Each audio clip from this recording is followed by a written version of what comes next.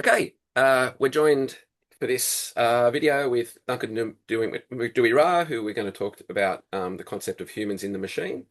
Thanks for joining us, Duncan. You can find out more about him on his bio page here, but yeah, can you give us a quick synopsis of your research career and what you're up to at the moment? Thanks, Steve. So I predominantly have worked in urban environments. So I began working in cities in like the frontier regions of Asia, particularly between India and Myanmar. And in those sites, I looked at cities that were going through a lot of kind of militarization and insurgency and counterinsurgency. And then in later years, I kind of took what I learned in those frontier cities and applied it to other concepts, particularly around urban play. So that's some of the work I've done around skateboarding in cities, but also urban technology, surveillance, smart cities, and things like that.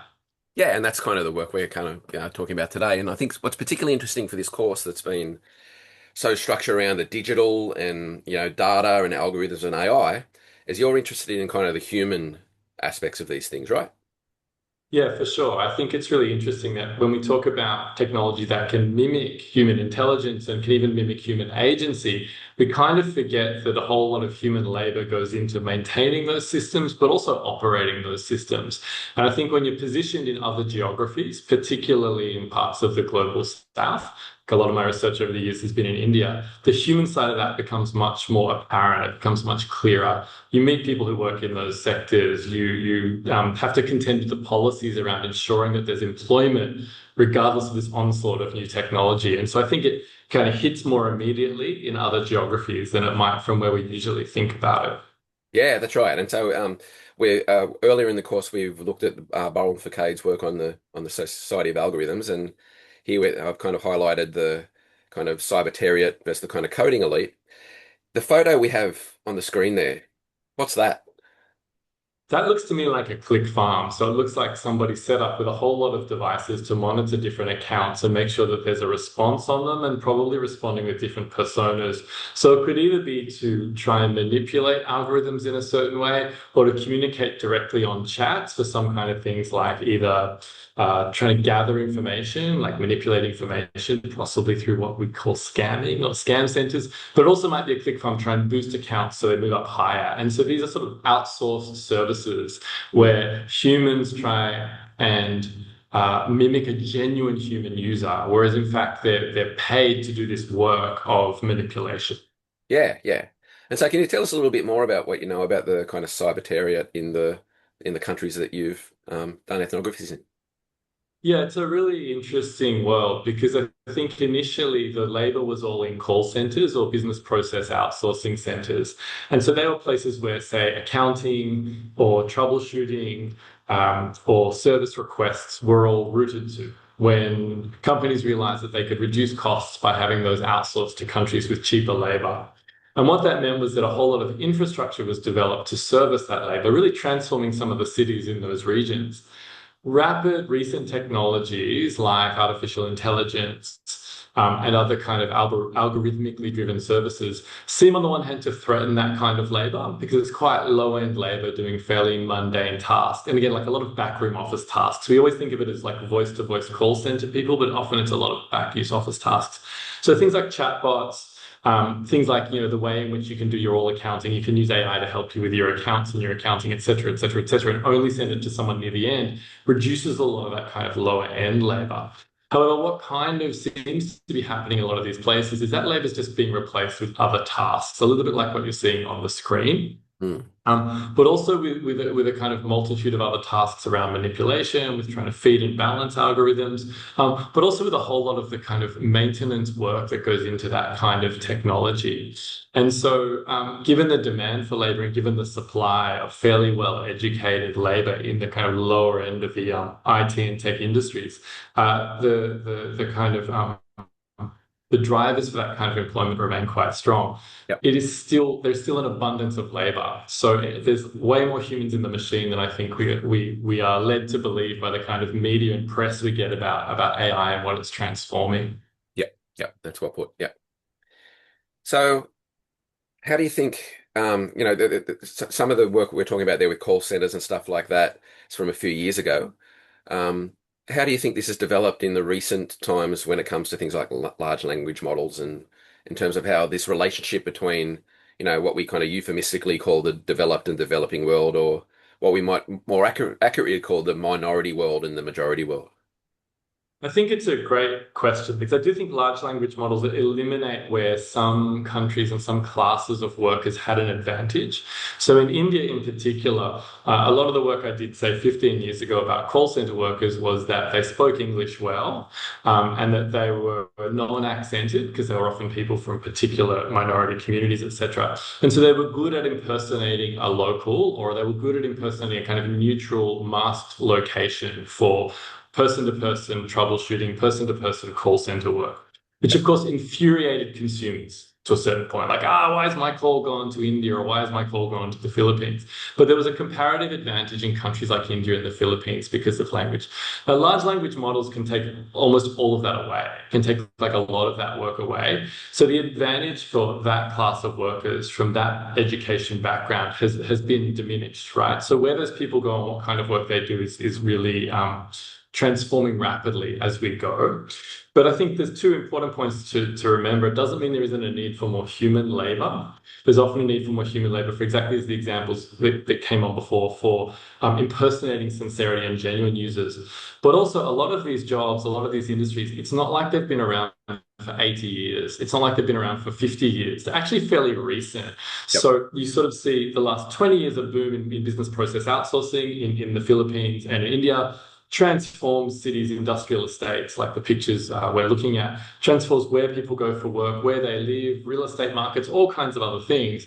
And then suddenly they're under threat. And there's a lot of anxiety around those threats. And it really does affect people's lives, genuine people's lives. However, it's not as if, like some of the way we talk about AI, you're replacing age-old professions. This was a speculative industry to begin with, and it's Mm. being replaced with other technology that's changing a lot of the nature of that speculative industry.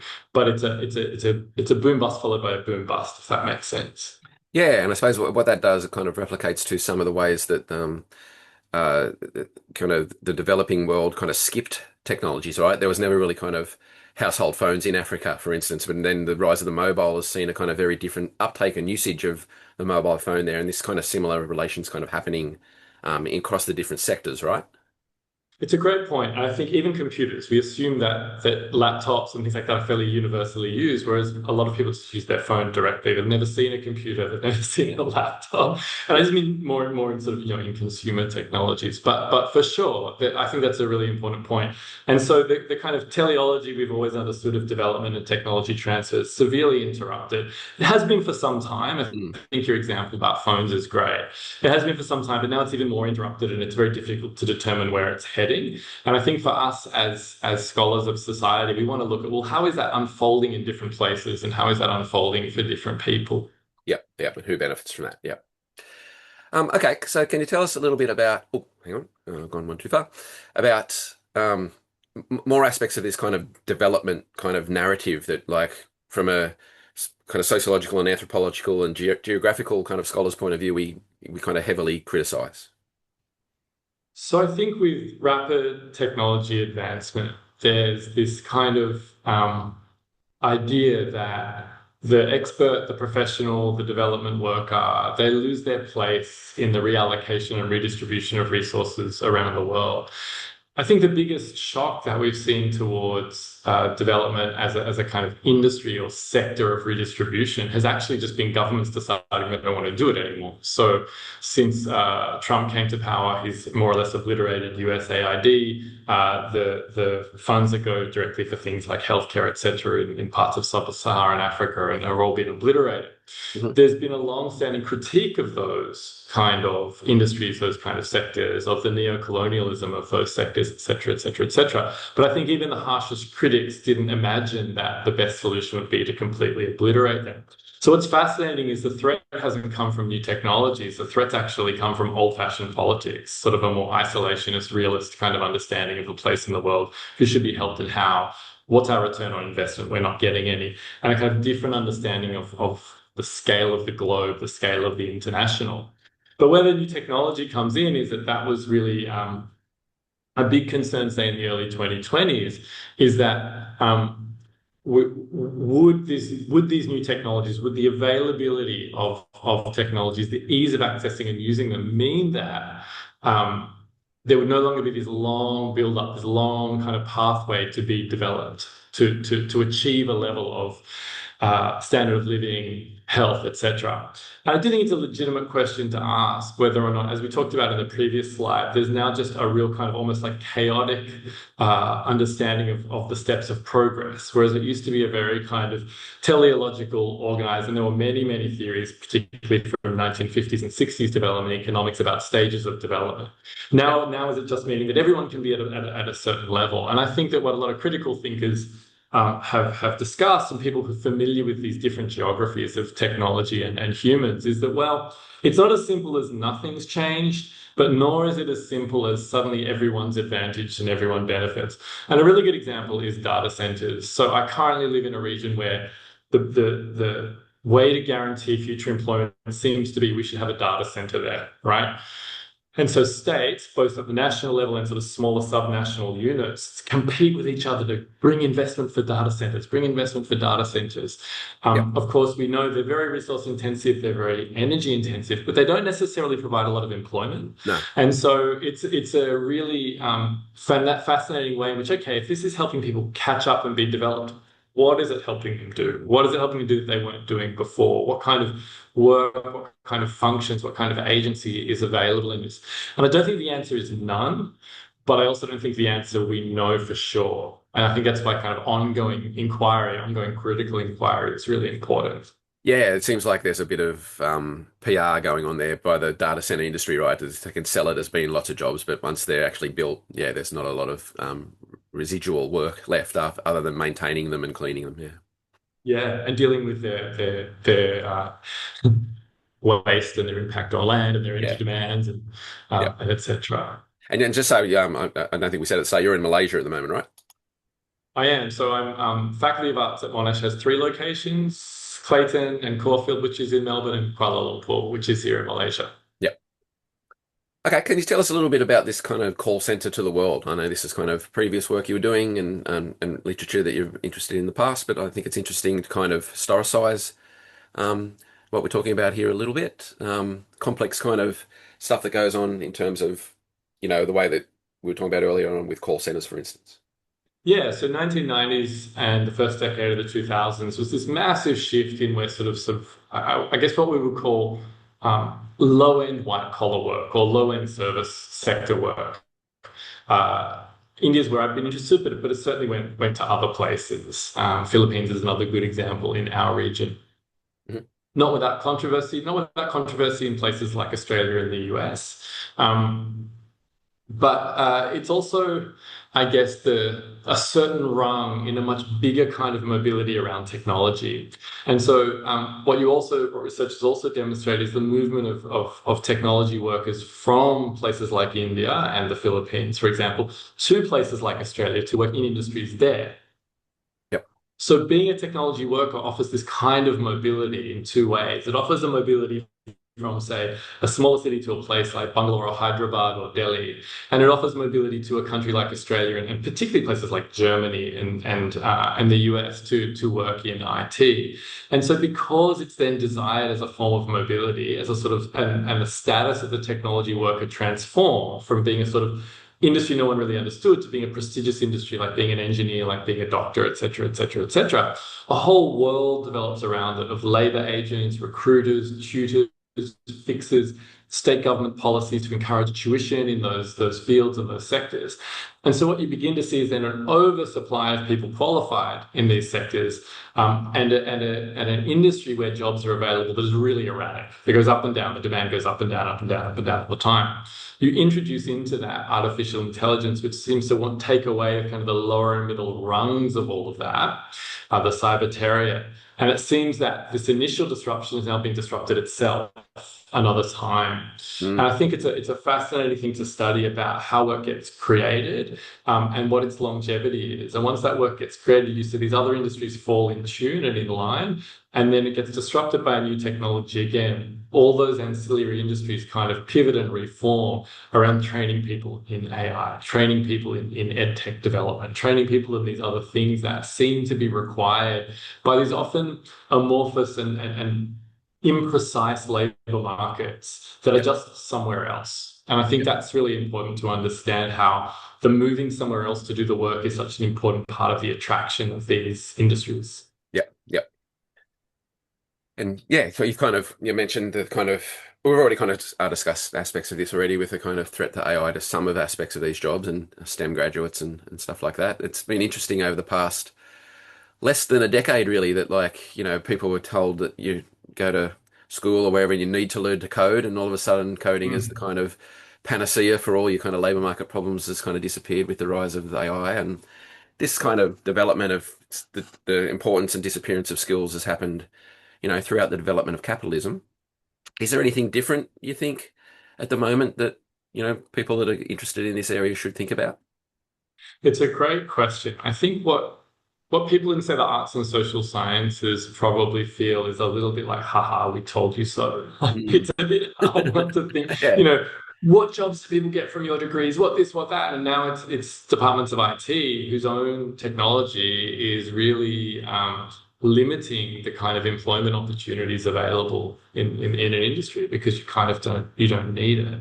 Mm. And you see that I know that at the beginning of the year in Australia, when the overall undergraduate enrollment trends were published, it was health and medicine and arts and social sciences that had increased and held the best. IT going in the other direction, some aspects of engineering going in the other direction. So it's quite interesting in that governments also poured a lot of resources into these sectors, both at the sort of high school education level, at the kind of tertiary level, not just in universities, but in other kinds of training, like in Australia, sort of TAFE and its equivalents, because there's a huge deficit in that kind of employment. Skilled migration programs also set up and deal with those deficits, as we said in the most previous slide. And all of a sudden, that sector's become it's become very ambiguous about how it will survive and Yeah. how it will carry on. Um, Interestingly, people turn to the arts and social sciences now in ways that, we think we understand why that's important again, Mm. which is really, really interesting. And particularly here in the Asia Pacific, China has invested so much in its own universities in the past 20 or 30 years, but they have said we've overinvested in STEM and now we want to raise people who can problem solve and be critical thinkers and tell the difference between something made by artificial intelligence and something not, et cetera, et cetera, et cetera. Yeah. Similarly with the creative arts. Now that doesn't mean that's going to be now a forever shift, but it's very interesting that having been beaten up by industries and faculties like IT and engineering, suddenly the value of what we do is looked at in a different light. Yeah. And I must say that is also because we do embrace and walk alongside new technology. We don't just reject it. But I do think it's an interesting transformation. And Mm. I think that the point you raised before about the impacts of that are fascinating. I think in our environment, in both in Australia but also in the Asia Pacific, it's now really interesting to see how governments are going to handle this, right? So in certain places where government legitimacy is based on a certain level of employment, it's going to be interesting how that's handled when so many of the employment pool of the labor pool is trained in industries that are no longer viable. Yeah. Um, Particularly, I mean, people always say things like, "Oh, the media isn't," but media still depends upon authorship. I mean, small, standard sort of small reports about things that happened, AI centric, but longer work, opinion pieces, complex interviews, these kind of things, they really depend upon who wrote it matters so much. And so I think it's industries that probably people don't expect that we now understand as being heavily impacted. Mm. Yeah. So I think moving towards the end here. So kind of provocation here is like, should we be afraid of the future? How does the future look in terms of these developments? We particularly throughout the course we've been talking about how things like AI and algorithmic kind of cultures and forces and structures act like a black box, but have all kinds of influences on it. We can see the same thing kind of happening in labor markets where, we essentially have this huge AI bubble of investment going on at the moment. And Mm. when that busts, who knows what that means for all kinds of other sectors. Do you have a bit of an idea of how this is going to play out? I think like most things, it's very dialectical. I mean, I do think that we move from some cynicism and skepticism towards some fear and anxiety, and now we're back to a it's going to have some impacts here, some impacts there. There'll be some impacts that will be challenged. it's very interesting that there's a great site for technology news from the global south called Rest of the World. I'll send Mm. you a link and you can share it with students. Okay. And I was reading an article on Rest of the World the other day just about trust in AI. And interestingly, the AI hub, the center of the AI universe is the United States. And it was something like, don't quote me exactly on the figure, it was something like 38% of people trust AI and think it's valuable and useful. And an even smaller percentage trust the government in the US to help manage it effectively. Mm. When you looked at the numbers in Asia, it was like 77% in Malaysia, I think, stood out because, I'm living in Malaysia, or 70% in Thailand, 80 something percent in China. What's interesting about those numbers is that's regions where there will be a threat to jobs in lots of ways, but that's regions where people are using AI all the time for things like simultaneous translation, for Yeah. example. So for them, it's like I used to struggle navigating English, or in Malaysia, there's three main languages, four if you count English. People use it all the time just in everyday life for this kind of Mm. translational element. So they're kind of more comfortable with it, but also a trust in government in ways that doesn't necessarily reflect good governance, but a trust that the government will work it out. They won't let the kind of labor markets collapse. They won't let the Right. country collapse. Now, whether that happens or not, who knows? But it's interesting that those perceptions around it are so varied by country and by political system. Yep. And I think that in that we see a little bit of that dialectic, like a little bit of an embrace of it if we think someone's going to stop it going too far, and a deep cynicism where we think all that's happening is a lot of tech industries getting really rich. The government's letting all of that happen. They're lifting all the protections and safeguards. Well, we're really screwed for the future. Mm. And so I find that kind of data, those kind of findings really help us situate this change within certain locations, within certain social and political systems. And I think that that helps us understand a little bit more how it might unfold in the future. Yeah, it's particularly interesting what you're saying there in terms of like around the Western world, trust in government's probably at record lows, right? And because it probably Yes. correlates to some of the things you're talking about there. Yeah, yeah, Yeah, we don't trust them to stand up to big tech, and we don't trust them to protect workers, and we don't trust them to do what's yeah. best for people. And I think that, yeah, it certainly plays out in then where people locate technology and artificial intelligence, particularly, Mm. because they've still got to live it and experience it within a polity. And I think that's what we see more and more. You also see a little bit of a backlash in the education sector. So in certain countries, I think it was Sweden recently, they've started to ban digital devices. So, they were a really enthusiastic embracer of every student have a laptop, every student do this, and now they've come back the other way. So I do think we will see some more pushback in different ways. Yep. And we'll see a huge pushback if it has economic, if there's a big crash in the industry, which some people predict, some people are not so sure. Yeah, that's right. Excellent. Well, we kind of did the concluding remarks thing in that slide there. So thanks a lot for your time, Duncan. Really appreciate it. Thanks a lot, Steve. Thanks.